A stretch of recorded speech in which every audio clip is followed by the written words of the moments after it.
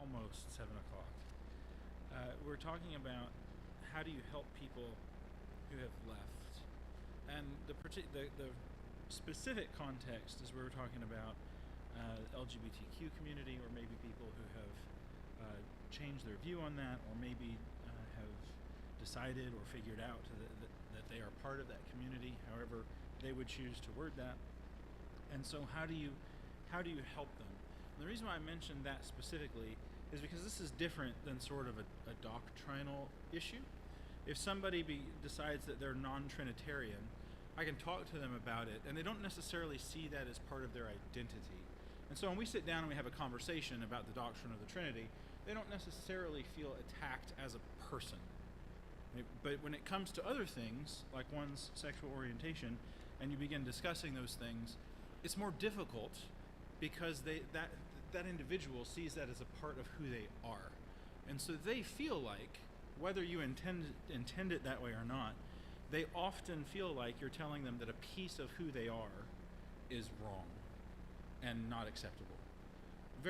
And to them, it's very much the same thing as if you were telling them, based on some physical attribute or something that they didn't get to choose, that a piece of them is wrong or broken. And so that's just an added layer of complexity to an already difficult discussion. And so just realizing that when you sit down to have that discussion, you're going to have to do everything you can to make sure that you're being very clear that you don't hate them as a person, that there's nothing about them that is any less human than anybody else. And I'm not really good at doing that. I mean, it's just hard because that's how they feel. And unfortunately, I can't help how someone feels. Regardless of my intention, they're going to feel how they're going to feel. They're going to react the way they're going to react. And the best that you can do is try and be kind and gracious and patient. So with that as sort of like a prelude to everything that we're going to be talking about tonight, sometimes it's just going to take a really long time for that conversation to evolve and develop, and a lot of maybe goodwill built up between you and the other person so that you can even begin to have those conversations, because it's intensely personal. And they're going to take it personally. Like I hear people say sometimes, it's not personal, it's business. And if you've ever owned your own business, how good are you at separating those things, right? It all seems very personal to you. If somebody's trying to drive you out of business, that is personal, right? And so it's sort of the same thing. And so you just have to be ready that it's probably not going to be a very calm discussion at first. You're probably not going to sit down and have an intensely theological discussion. I mean, you might, but it's probably not going to go that way at first. So with that as sort of something to keep in mind as we continue the discussion, we began talking about how do you help people who have rejected God entirely? Like what sort of conversations do you have? What tactics do you use? What things can you say to sort of push things forward and help to bring them back? We skipped over those who need to be discipled, and perhaps we'll do that at the end of today if we have time. And it would also offer, before we get into more detailed discussion this evening, that if you have a particular or a specific situation which you would like help with, or you would like maybe to talk about, and maybe get some better ideas on how you could act, or things you could say in a particular situation, I'm more than happy to talk with you about that. Because one of the things, the caveats that I would say at the beginning, is that there are not going to be two conversations that are the same. Every individual that you talk to is a unique person, and the conversation you have with them is going to be dependent upon who they are, what they believe, their attitude, where they are in life. Just like the conversation is going to be different if you have it with somebody who you're trying to convince at the outset that Jesus is the Messiah. So with that sort of as a caveat to everything else, let's start getting back into the discussion about what do you do with people who have rejected God. Maybe they used to be a believer and now they're not. What do you do? And the first thing we said last week was, we'll be patient. You have to be patient. They probably did not become an unbeliever overnight. I think I said last week that very rarely in my experience have I seen somebody instantly become a believer. Like somebody walks in and maybe they were an atheist or they were a member of some other faith, and they hear the gospel one time and just all of a sudden they decide to follow Jesus. Very rarely has anything like that happened in my life and my experience. And so the same thing would be true then with somebody who was a believer and who is sort of left. I shouldn't have the expectation that that's going to be a high percentage event, that I'm going to go talk to them and it's going to take one conversation and the right thing is just going to pop out of my mouth and they're going to realize they've made a tragic mistake and they're going to fix everything and come back and be faithful again. It's probably not going to play out that way, so you just have to be patient. Could that happen? Yeah, could. So be ready for it, but probably not a high percentage event. So when we say be patient, sort of the idea that I would offer is be ready for a long process. You're in it for the long haul, and you're dealing with an eternity. I mean, that's the goal, is to save someone to bring someone into eternal life with Jesus, to snatch them out of the fire, so to speak, and so it's worth the time that you invest. So be patient. Tendency, I think, to give some shots and say, well, I offered it, now I'm just going to shake my sandals off and I'm going to leave. That might be appropriate sometimes, but generally you have to be ready to be in it for the long haul. Jesus was with his disciples for at least 3.5 years. At least 3.5 years. Some people believe, based on timeline, as far as, or as many as up to 10 years. And a few days before he's crucified, you still have his disciples asking to be at his right and left hand in the kingdom, to be number 1 and number 2 after him in the kingdom. You still have the disciples arguing about things that they should have understood already. And you often wonder, why didn't Jesus just sort of shake his sandals at them and go find people who would listen? Well, it's because he's incredibly patient, thankfully. And so that we have to adopt that same attitude and be patient. We really can't force things along. You can only go as fast as that person is ready to go. Now, you might probe or push and see where they are, but be ready for a long, long discussion. It's just the nature of these sorts of things. The other thing that I would say is that in that, we sort of addressed it already, is as much as possible, try to avoid rash decisions. And again, that's hard depending on the situation, because things can get emotionally charged, especially if the other person is being sort of aggressive or hateful in the things that they say. We just want to be careful with how we respond. I guess one of the common catchphrases that you'll hear in our culture is when they go low, you go high. Be very careful, because you can't ever get your words back. That's a very sobering thought. When the words leave your mouth and they hear them, those words are in their memory for the rest of their life, and you can never get them back. You can't erase what you say. Now, you can go to somebody and you can say, please forgive me, I didn't mean that was a mistake, I shouldn't have said it. You can do all those things, and you should, but you can't ever get those back. And so the things that we say are very powerful, because if you hurt somebody, the wound is going to go away, and it may not even leave a mark. But the things that you say rattle around in their head forever. Yes?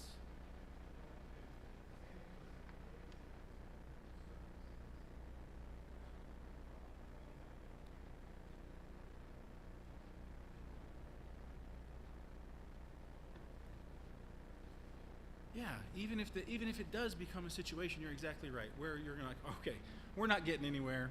We're both spinning our tires in the sand. Let's just not talk about, we'll revisit this again at some future date. You want to leave graciously, you're exactly right, so that you can have that conversation again later. Yeah, absolutely. Any other thoughts about being patient?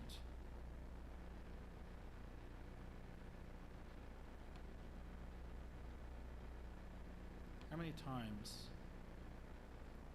does God repeat himself in Scripture? A lot. I don't know the number, right? Normally I would look that up before I would ask a question like that. I don't know the number, but a lot. And you even have the Apostle Peter saying, it's not a problem for me to repeat the same things for you. And so we have to, again, sort of adopt that attitude that you're in this for the long haul, and you may have to find 40 different ways to say the same thing to somebody before you finally find a way at the right time that it sort of sinks in, or that they hear what you're saying. Is there a comment? Yeah.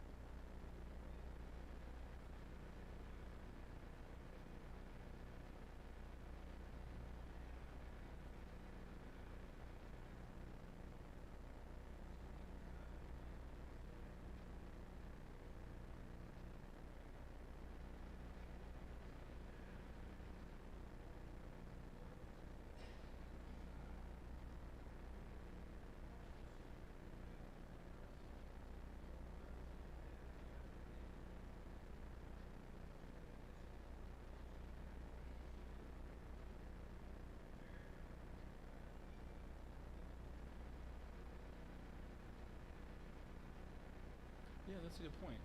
They may want to ask you questions because they're trying to figure out what your purpose is, and if you have ulterior motives, and why you're even talking to them about this in the first place. That's a really good point. We often think about what we're going to ask, but we also need to be careful to think about how we might respond to questions that they might ask.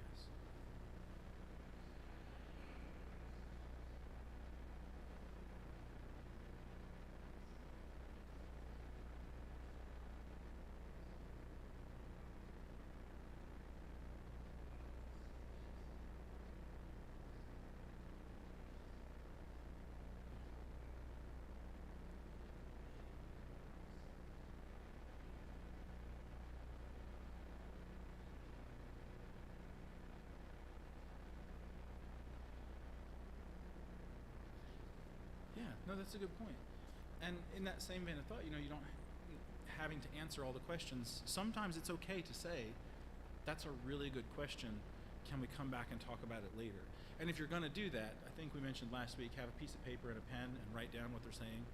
Write the question down so that you can come back to it later. Because it might not be really appropriate to what you're talking about, but it's a question they want to know the answer to. And so I'll often do that when I'm having a study with somebody who says, that's a really great question, but it's sort of like off the track of where we're headed. So can we come back to that later? How you answer those, go ahead.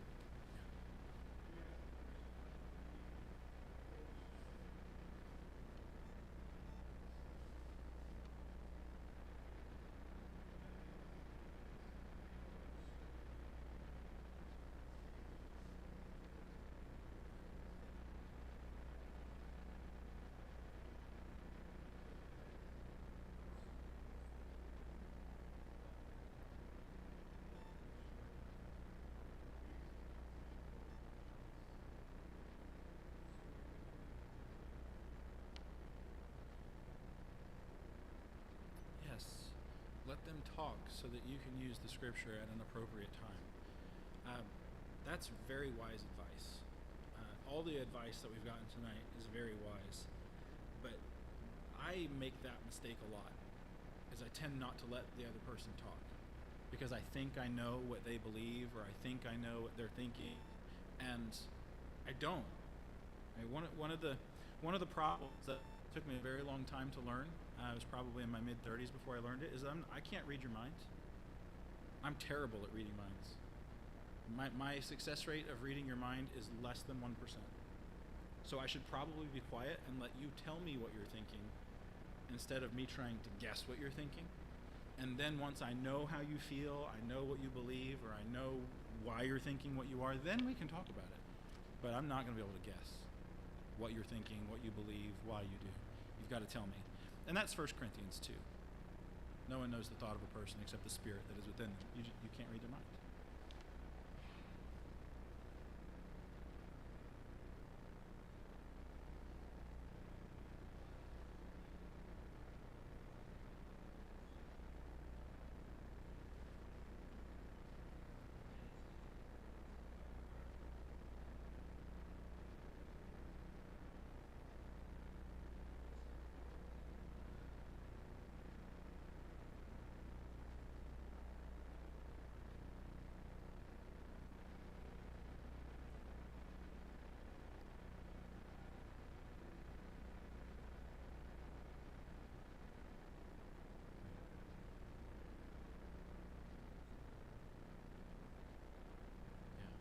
people have different comfort zones, and so you're going to have to listen to them.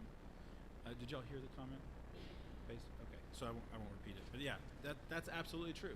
If we move them outside of their comfort zone before they're ready, it's not going to go well. Yep, they're going to get really defensive. They're going to throw walls up, and you're finished. The conversation's over. And that's going to be true no matter what you're talking about. The idea of answering questions, that also has to be done graciously. And you have to pretend that you're not a debater, which is harder for some of us than others. This morning in our Bible reading, we were reading through and we came through a portion of Scripture where Jesus is arguing with the Pharisees and he's sort of pointing out some mistakes that they made. And one of the kids asked the question, well, because we went back to the law. Jesus references the law, so we went and we looked at the passage in the law. And the question that they asked was, well, why isn't the Bible clearer? How come the law isn't clear enough that they didn't have questions about it? And my immediate reaction is to go third, fourth century on them and believe that you're denying the inspiration of. Oh wait, we've got to talk about it. But no, it was an honest question. It was like why were they having problems understanding what the law said? And once I sort of calmed down and didn't try and debate my child, I realized the question that they're asking is a very good question. Why did these people who really wanted to follow what God said, at least initially, why did they not understand? And so it was a good opportunity for us to sit down and say, well, the Scripture is as clear as it can be. It is a distinct form of communication. It's a written form of communication. And anytime you have written communication, we're going to try really hard to make that writing as clear as it can be, but there's still going to be questions about it. That's why when the law was delivered from Sinai, God still had people like Moses in place to mediate disputes about what the law said. It wasn't just this thing that was handed down and now everybody can read it and understand it. You needed to have teachers. We do that in our own culture. Right? That's why we have a legal system.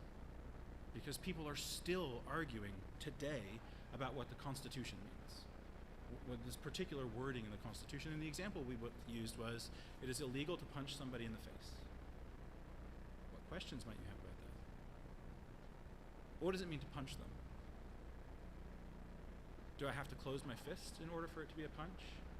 If I sort of have an open palm and I hit them in the face, is that a punch? Can I slap them? Was that the idea of that commandment, to specifically outlaw only punches, or was it something else? And so those are sort of the discussions that you might have.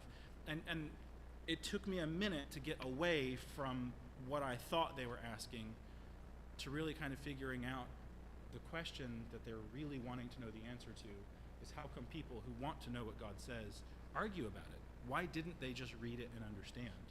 She wasn't questioning the inspiration of Scripture. She was wanting to know why people can't just sit down and read it and just automatically know what it says. Communicating is hard. Understanding is hard. And so we have to talk.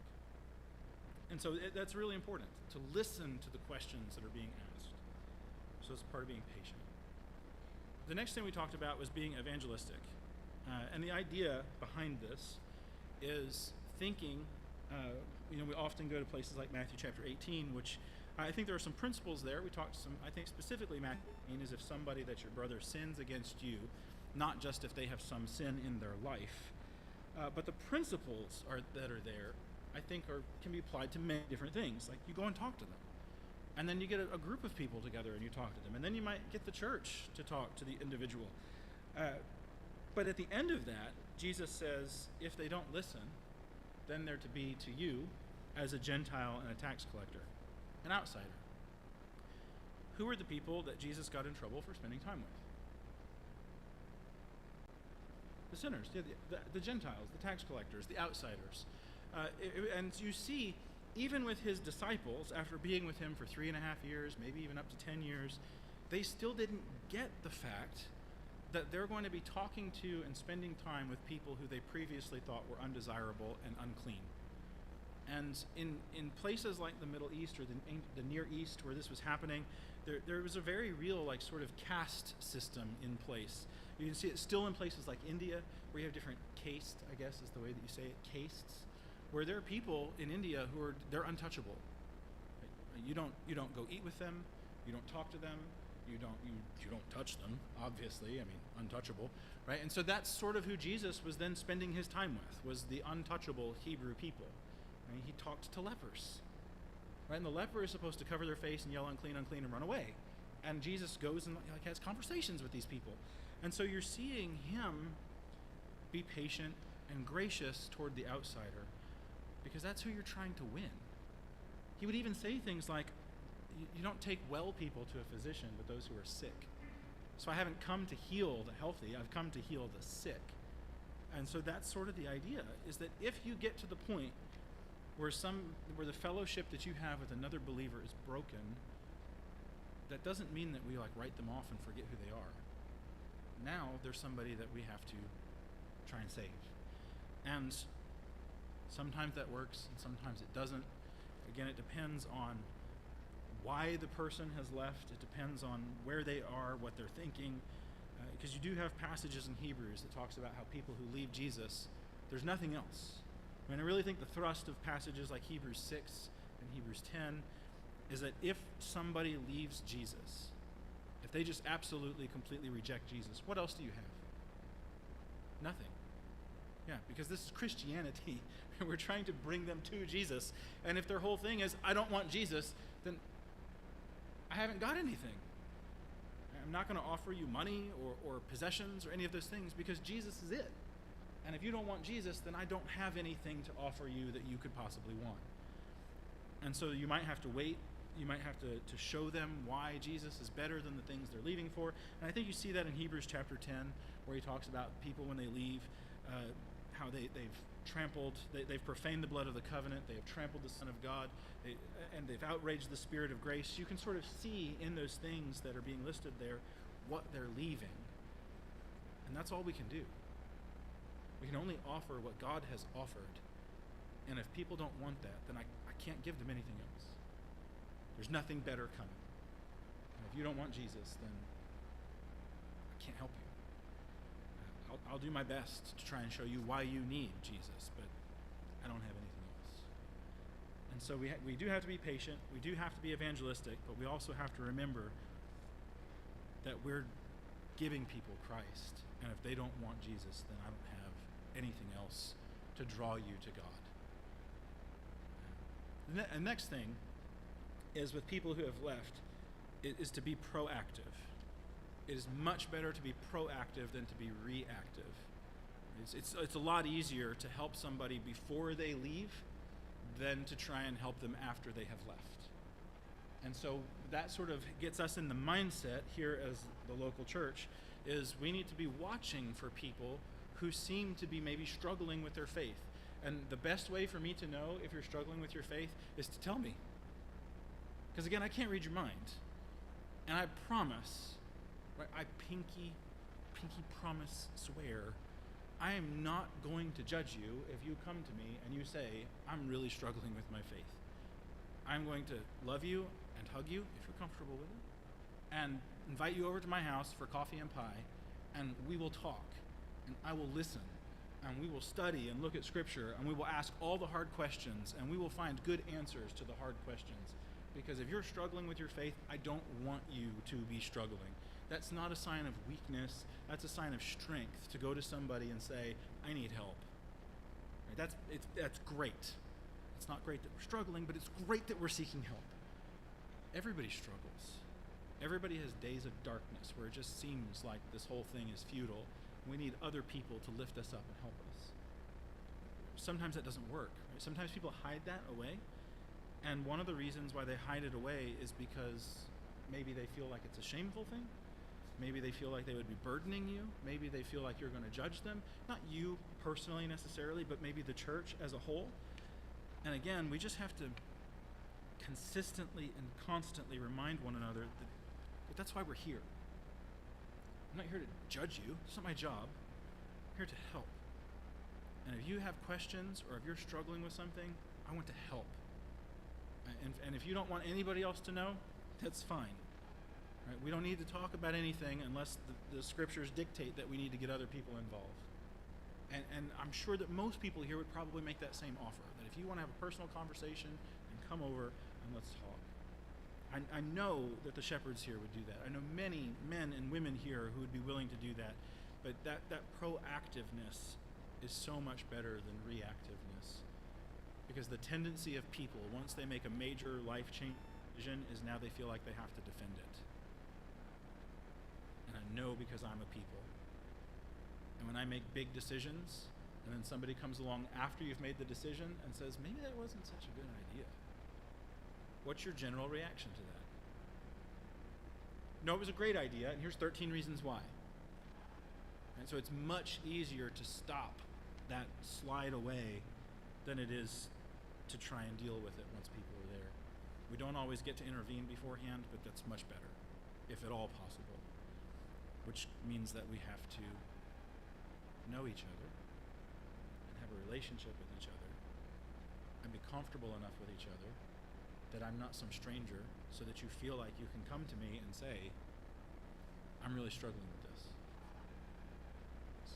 I was a teenager once, and when I had super complicated personal problems, guess who the people it was most awkward to talk with were?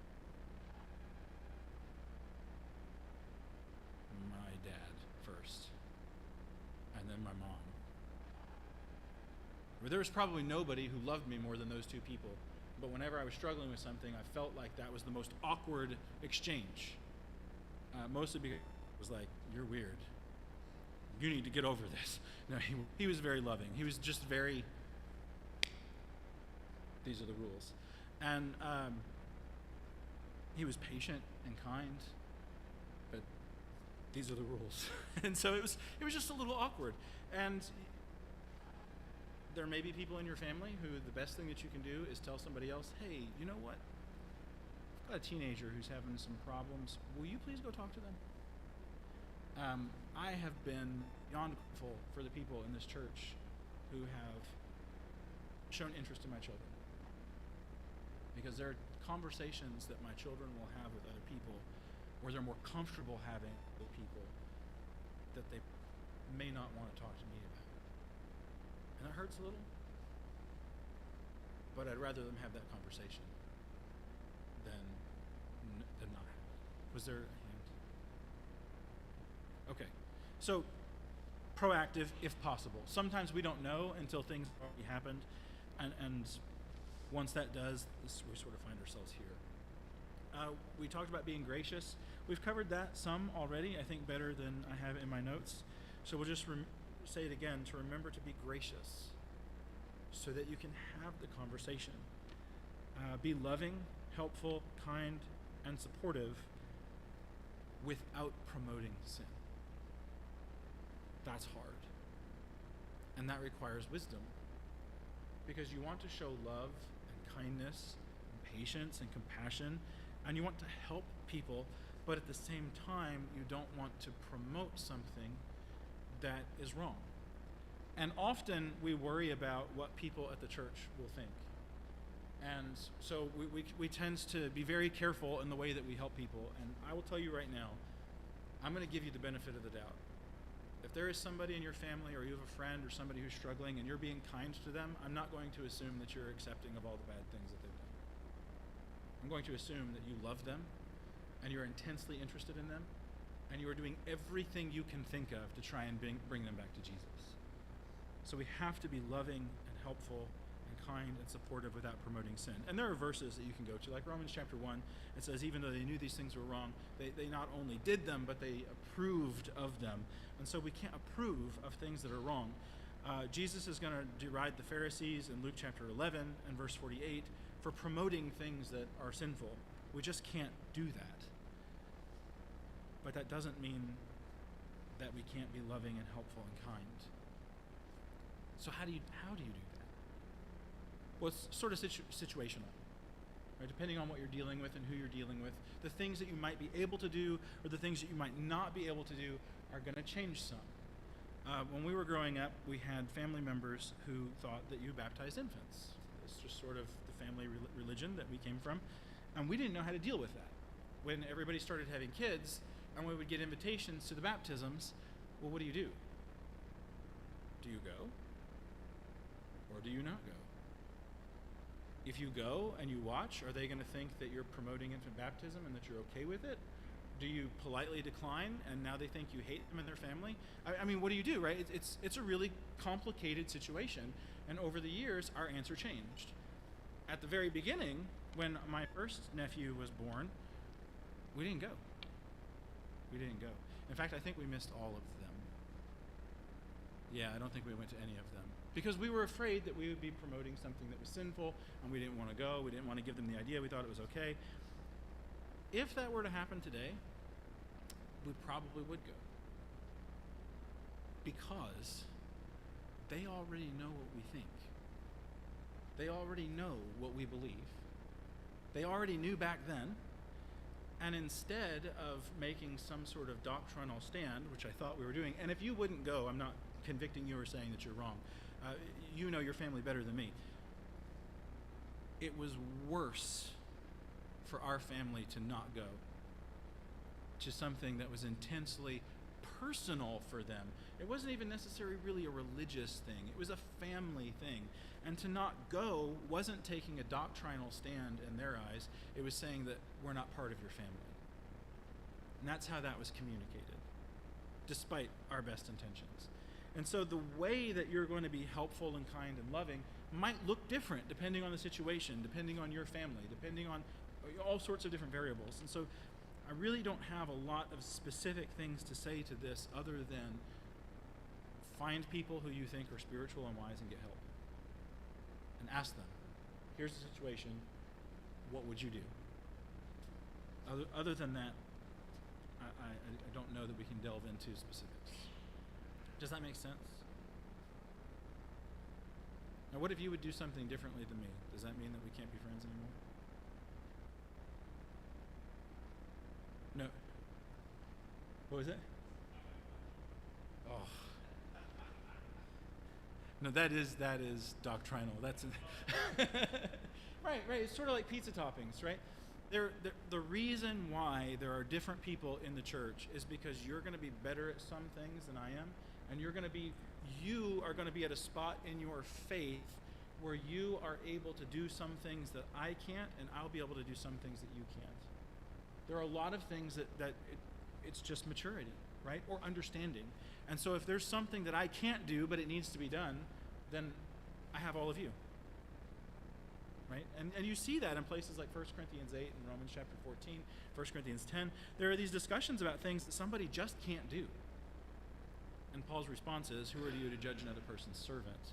And so these aren't things that break fellowship. They're things like, should you go to the infant baptism of somebody in your family? Well, I don't know, your answer might be different based on your comfort, your family, and your faith. And that's totally okay. And if you make the same decision that we did, and you don't go, then maybe we would be able to offer you some advice on stopgap measures you can put in place to have the minimal damage to the personal relationship as possible.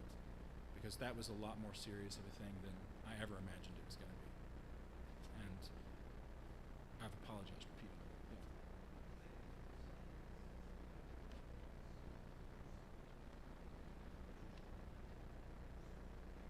Yeah.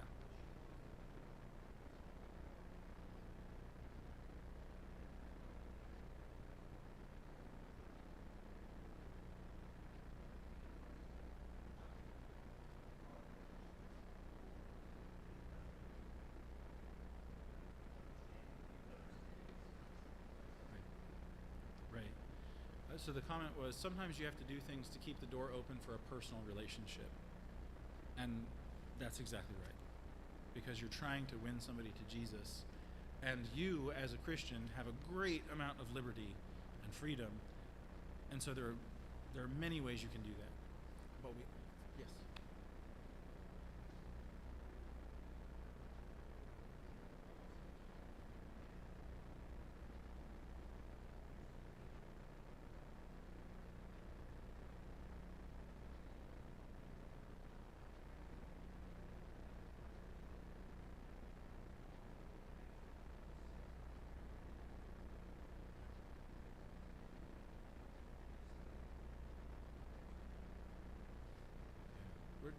compassionate people, and sometimes being rigid gives the impression that you're not compassionate. And if you miss showing compassion, if somebody thinks you're not compassionate, then they think you don't care, and you've sort of missed the delivery of what you're trying to say, what you're trying to do.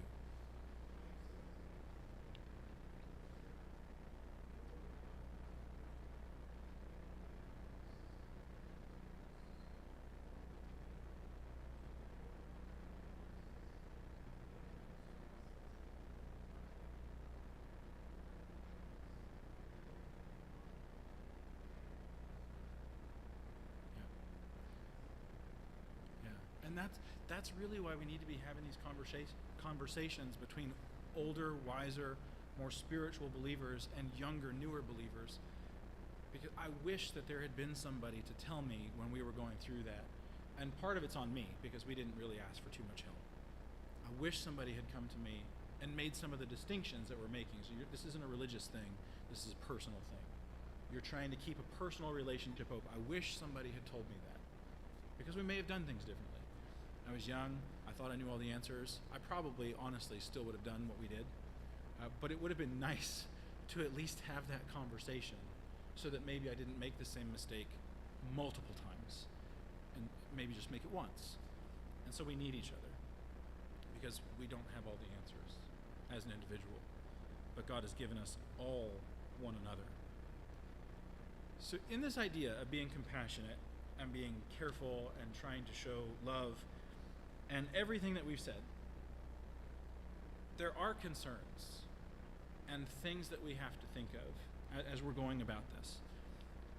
In the conversations that I've had with people here and in other places, one of the things that you have to be careful with, and one of the things that we talked about, is young people, like with children. The influence on a child is very significant. And one of the reasons that we didn't go to some of the baptisms is because we were worried that it would affect our children and what they believed. And that may have been right, it may have been wrong, I don't know. But we were concerned because children cannot discern things the way that adults can. I'm not saying that children are unintelligent or that children are don't do anything right. That's not what I'm saying. I'm saying they lack the ability to think critically the way that adults do. Which is why, maybe a week ago or so, if you have little people, they probably ran around and got a sack full of candy. And when they come home with that sack full of candy, what is one of the things you have to tell them? Don't eat all of it right now. Why do you have to tell somebody that? Because they will, right? They're not able to think past the bag of candy, right? It's right there, it's in front of them, they want it, and they're going to eat all of it right now, which will be a disaster, right? On a variety of levels. And so they need somebody to be discerning, to step in and say, hey, you can't eat all of that right now. Here's one piece. Now, talk about being mean, right? Here's one piece. Now, to give them a little bit and say, all right, you can have the rest later, at some other date, not yet to be mentioned. And we check the candy. My parents checked my candy. I'm sure that their parents checked their candy. I'm sure that goes all the way back to like whenever they started handing candy out. Parents were always checking the candy, mostly because I want to know the good stuff that I'm going to take later when you're asleep, right? But you're checking it for safety because a kid is going to open their bag and there's going to be an open package of candy and there's going to be chocolate that who knows what it's touched, and they're going to say, wow, I don't have to open the wrapper, and they're going to eat it, right? And so they need somebody who has a more developed thought process to say, we're going to throw that one away, and if it's like a Reese's peanut butter cup, I might replace it for you, because that would be a shame. But you're not eating that one, right? They need that, and especially when it comes to important things that are going to affect how they think later as an adult, things that are going to foundationally affect what they believe is right and wrong, things that are going to affect their relationship with Jesus. When it comes time to begin making those kinds of decisions, we have to keep them safe. We have to guide that thought process. One of the best descriptions I've ever heard that we sort of use with our kids is that children are seedlings. And if you take a seedling and you put it out in the heat in summer, it is going to die. If you put it out in a rough storm, it is going to be broken.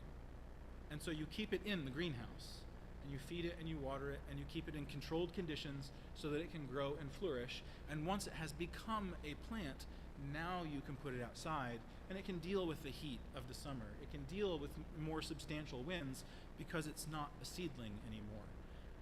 And so we do that with our kids. There are places we won't let them go. There are things we won't let them see. There are conversations that we won't let them have. I do talk with the older ones some about sexual topics, and the younger ones always try and sneak into those conversations. And so there is a book written by Corrie ten Boom. I think it's The Hiding Place. And in that book, she's with her father, and there was a discussion about sex. And she asked her father about it. And her father was, I think, a clock repairman. He was some kind of traveling repairman. And he had a big bag full of tools. And so he set the bag down, and he asked her to pick it up. And she tried, and she couldn't. It was too heavy. And his response to her was, some conversations are too heavy for you to carry right now. So let me carry them for you until you're strong enough. There are topics that young people don't need to have. There are discussions that they don't need to have yet. I'm not saying that we don't have them eventually, but we have to be careful about when we have those, about who they have them with, and about what is said. And so that's a consideration. And in our being kind and compassionate and loving towards other people, I always try to do that with the idea that I have kids I have to protect. I'm going to be responsible for the level of protection that I give to my children. And if I put them in a dangerous situation, I haven't done my job. And so again, depending on what you're talking about, how you do that might be different. And so if there's specifics that we need to go through, we can. But that's a concern. Very similar, new believers.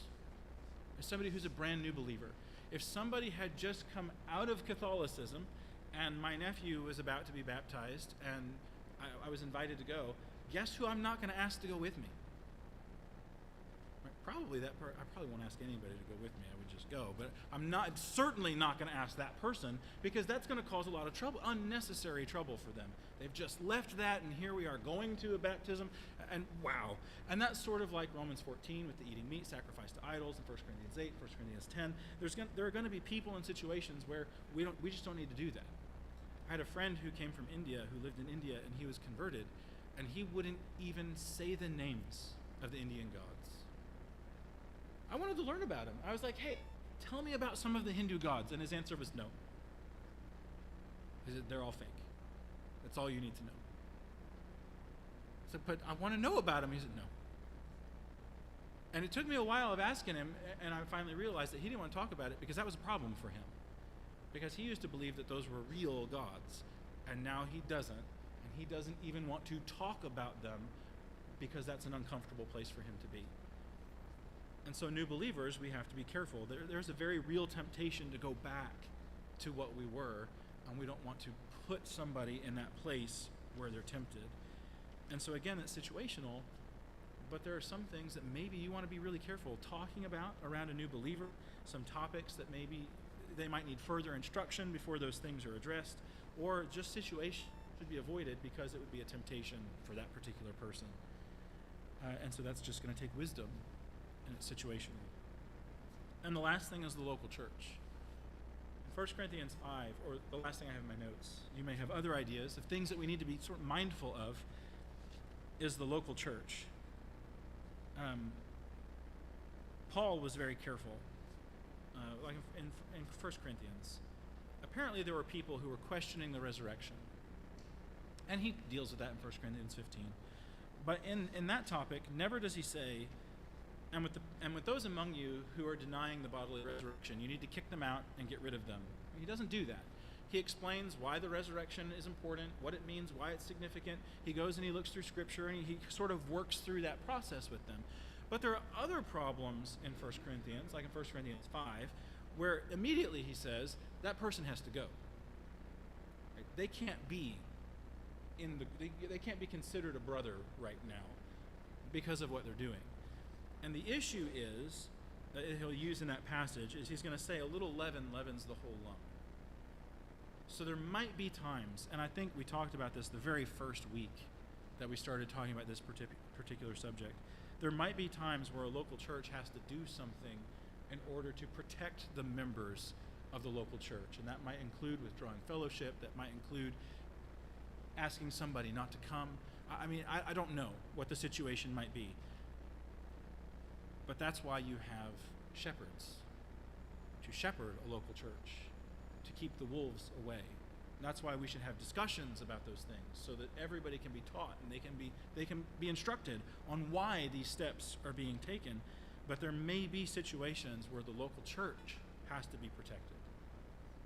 And so in the midst of everything that we have said about being gracious and patient and loving and compassionate, we're not undoing any of that, only saying that there are things that we have to consider to keep the people who are safe.